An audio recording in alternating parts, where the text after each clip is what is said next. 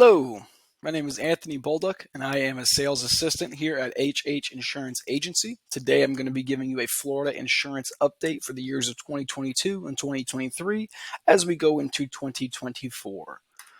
So without further ado, the main question I'll be asking today is what is happening with insurance here in Florida? We're going to really focus on property and wind insurance.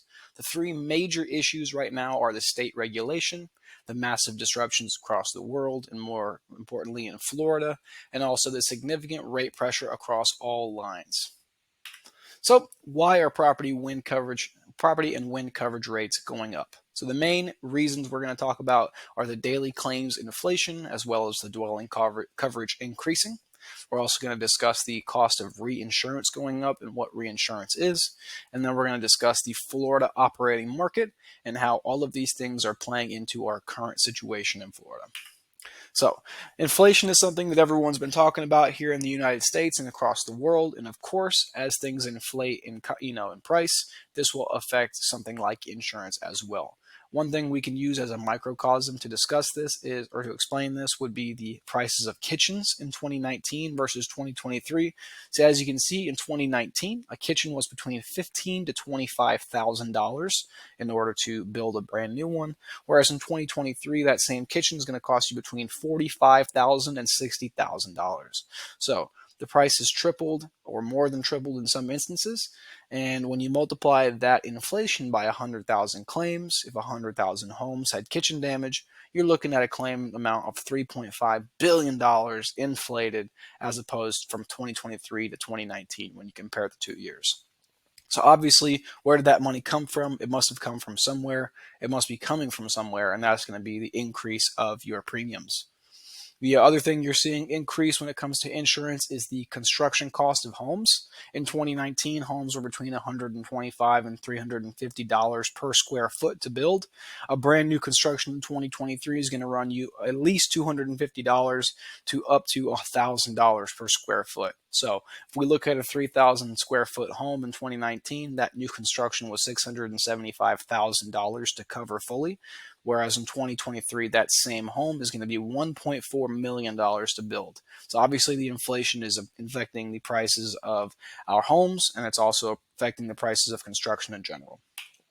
Another thing to discuss would be reinsurance. So reinsurance is basically the insurance for insurance companies. Insurance companies have a large amount of capital, and therefore they can support and protect our homes and provide us with policies that will guarantee coverage for them. And the same goes for them. They must have policies from a reinsurance company that basically says, if you guys go insolvent or if you run out of money, we will be here to help you out.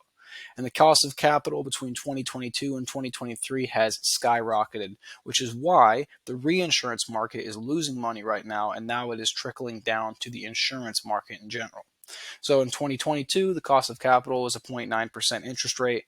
In 2023, it went up to the 5 or 6% mark. There's also a 9.6% mark from Citibank. And what would we need to charge to make sure that you could take on risk for properties in Florida and actually make money, right? So that's why reinsurance rates are going up, because they need to make money. Global disasters in 2022 totaled over $110 billion, and some of that, a good amount of that, was coming from Florida and our hurricanes. We also are seeing an increased demand for catastrophic property coverage and a decreasing amount of capacity.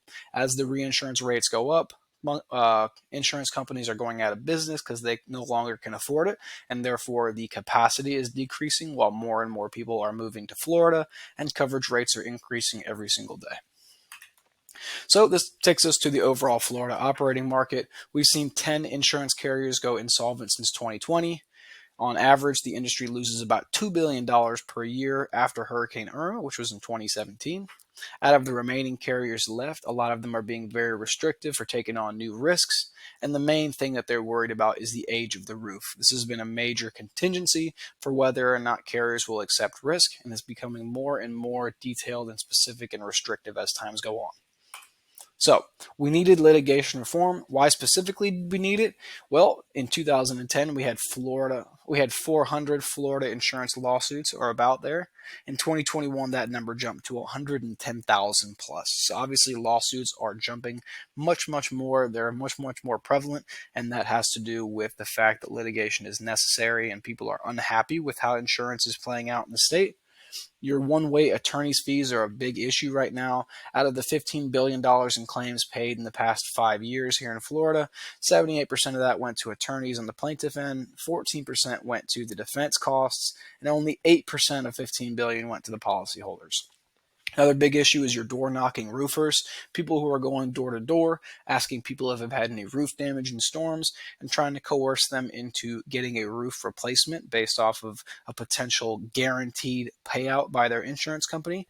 However, a lot of times these door knocking roofers, in fact, most times they are not adjusters. They have no bearing over whether or not a claim will be paid out. And so they are putting people in bad spots by promising them payouts that they cannot possibly promise. Most consumers have seen a 50 to 150% increase in their home insurance rates. And like I said, 10 carriers have become insolvent in the past 3 years. So these are major issues. Customers are seeing underwriting requirements requiring roof replacements significantly earlier than what they should be deemed necessary. And all of this led to Special Session 1, where we could hopefully see some reforms. And this happened in May of 2022. One thing the Special Session 1 did instate was the My Safe Florida Home Program. This was actually reinstated. This is something that allows the government to match you $2 to 1 to help you improve a home so that you can decrease your rates. These homes must be built after 2000 or before 2008, must be located in a wind-borne debris region, and they must be up to $500,000 in dwelling coverage. And that number is decreasing more and more as we inflate these costs. There are less and less homes under that $500,000 mark. They also prohibited roofers from reimbursing a homeowner of their deductible. This has to do with the door knocking roofers. And they also are allowing insurance companies to use a separate roof deductible of up to 2% of the property's value. We haven't seen this yet, but it's a possibility for 2024. And the roof replacement requirements went from 25% to 50% on the damage of the roof. Other things that happened, it does not allow insurance carriers to deny coverage to a house solely based on the roof age of up to 15 years. This is important for metal and tile roofs as they can typically last 30 years or longer. Yes, you can see a shingle roof deteriorate between 10 to 15 to 20 years, but when you've got a hard, fast rule for up to 15 years before insurance carriers can deny it, this makes homes with metal and tile roofs or even shingle roofs that are in good quality, they have to get roof replacements when they're not necessary, and this becomes an issue for consumers. Insurance companies can still do what's known as an authorized inspection on your roof to deem it ineligible based off the remaining years of life, and we've seen this become more and more prevalent since this change in 2022. Other things, it removed the attorney's fees on assignment of benefit claims, reinstated the fee multiplier statute to the federal standard, added the RAP reinsurance program, but unfortunately this did not do much at the time because it was passed right before we had some major issues, and it also requires additional reporting from the homeowners carriers on financial strength to the state. So was this enough? Well, in short, it was not enough. Right afterwards, or right before, actually, Lighthouse went insolvent in May. FedNat went insolvent in June. In June as well, Southern Fidelity went insolvent and canceled all their policies into July. UPC was downgraded in August and had to exit the personal lines business in 2023. And Weston Insurance went insolvent in August as well. All of this led up to the end of 2022, where Hurricane Ian devastated the southwest corner of the state. Florida was in a huge downward spiral, and we needed more litigation reform, which pushed us towards Special Session 2. But before that, we had the Demotech fiasco. So the Demotech is a major rating agency who rates Florida insurance carriers. They're one of the primary rating agencies here in Florida. It's owned and rated by one person who has significant unregulated influence across the industry. And in 2022, Demotech deemed the special session inadequate when it comes to the changes that were made. And because of this, they downgraded 35 of the 40 carriers operating in Florida. Obviously, when most of the carriers in the state gets downgraded financially, this is going to cause the entire state to go into a downward spiral. And so therefore, the state ended up guaranteeing the policy value of any affected carrier through Citizens, which is why Citizens has become inflated as it pertains to policy numbers and is in a depopulation effort now. So we got into special session 2 in December of 2022. We added a new Speaker of the House. There were historic changes to the operating environment of Florida. Things like defining a bad faith failure, where carriers cannot fail to settle a fair and honest claim. They also allowed a third party to settle claims, known as an arbitrator. This is what is referred to as mandatory mediation and binding arbitration. And then they also reduced the amount or the deadline to file claims from 2 years to 1 year, which reduces the window for door knocking roofers to find old damage in homes. This is a good thing. The two main things that changed during special session 2 are changes to claims and changes to Citizens. So as it pertains to claims, they've reduced the amount of time that claims can be paid out from 90 to 60 days. So you're going to get your claims faster. Inspections must be done by the carriers in less time. Now it's within 30 days as opposed to 45 days. An insurance carrier must send a copy of the adjuster's report 7 days after they receive it.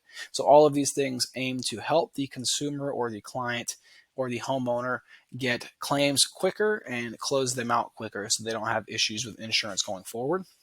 The other major thing that was affected was Citizens. Citizens now requires flood insurance for all homes in a flood zone. They also require all homes to have flood coverage in 2024 that are high value regardless of the flood zone. So that's something that we'll see coming up soon. And then non-primary homes are going to see a rate increase of up to 50% starting in November of 2023. So Citizens is trying to push policies away and trying to implement more restrictions to make sure people who are insured by them have proper coverage for any kind of loss, including flood. Now I'd like to go through a few rate examples just to show you some context for how all of these changes have affected homeowners here in the state of Florida. The first home is here in Trinity, Florida, built in 2003. Nice concrete block home. You can see that in 2018, they paid $1,300 just about. In 2021, they had a rate increase of $36.06. So their rate increased over the last 3 years from $13 to $36, more than doubled in price. Then in 2022, when they came to shop their rate with us, their renewal letter said $8,256, so about a $5,000 jump. We were able to rewrite them to a new carrier at $3,710, so we saved them about $5,000 or $4,500 in their 2022 premium. But even though we would consider that a win in that instance, it is still a substantial increase from 2018. And so these people are still, even though they might be happy with saving that amount of money this year, they can still remember what they paid 4 years ago and think, why is it that my rate has gone up so much? So that's still frustrating. Here's a second example here in Port St. Joe, Florida. Nice beach house built in 1985. As you can see, in 2018, they paid $1,440. Whereas in 2023, their rate has has more than doubled. It's almost close to tripling in rate now. And obviously that's going to be frustrating for the homeowner. This has to do mainly with the age of the home and also with where it is located close to the coast. This is a good way of showing you how the capacity in coastal regions has decreased greatly, which has caused the increase of prices when it comes to policies. Here's your third rate example in Gulf Breeze, Florida, built in 2005. In 2018, they paid just over $1,000 for homeowners insurance. 4 years later, their rate had increased by $1,300. So it's a significant rate increase each year, year over year. But then 1 year later, their rate had increased another $750. As you can tell, this person was probably very frustrated when they saw that 2023 renewal. They knew they were going to see some sort of rate increase based off the first 4 years those 4 years in between 2018 and 2022. But at some point, it becomes not feasible and it doesn't make sense.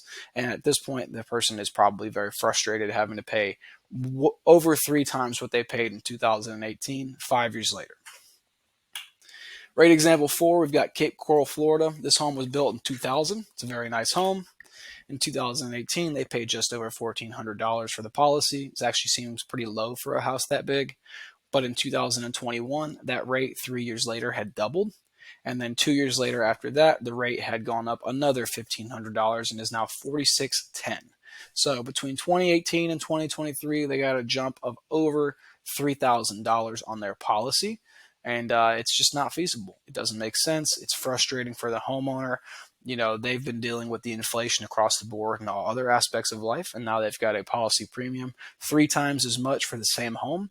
And so you can understand how that would be frustrating, and that is why we pride ourselves on making sure we look for the best possible options for each home, even if we have to get creative, because it's situations like this where we must get creative to try to save them some money on this increase in cost year over year. Finally, the fifth rate example is in Marathon, Florida. Very big home, well built, beautiful home, built in 1981. But unfortunately, from an insurance perspective, it is in the Keys, and the Keys are one of the most difficult places to provide insurance coverage in Florida right now. Rates are going to be absurd because they are a coastal area with decreased capacity. They've been hit by multiple catastrophes in the past few years, so a lot of carriers, even if they are operating in Florida, will have that zip code closed off for new business. And therefore, this insurance company or this insurance situation sees a very, very large rate increase.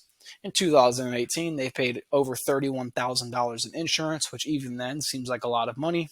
But in 2023, they've had 6 times the amount of premium due at $192,028. In just 5 years, they've gone up over $160,000 in their insurance premium, and that is an annual amount.